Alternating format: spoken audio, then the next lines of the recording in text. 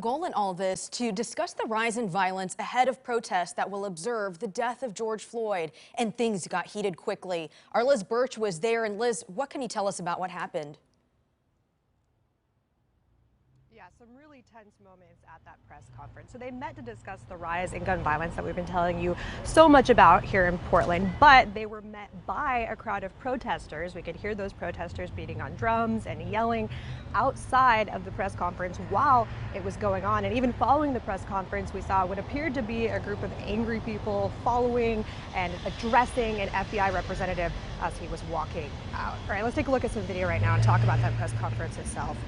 Among today's speakers, Mayor Ted Wheeler, Saturday's protest organizer Royal Harris, and Pastor J.W. Matt Hennessy. I mentioned all of that tension outside of the church. The press conference was actually interrupted at one point by a heckler who was inside as well. As black men, it is our obligation to lead and protect our community. It's our obligation to bring our voice to the concerns of Portland. It's our voice that needs to be heard. Saturday's march against murder is a powerful step in that direction.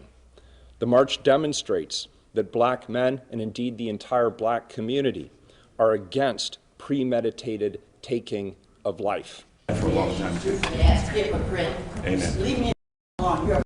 You are in the sanctuary.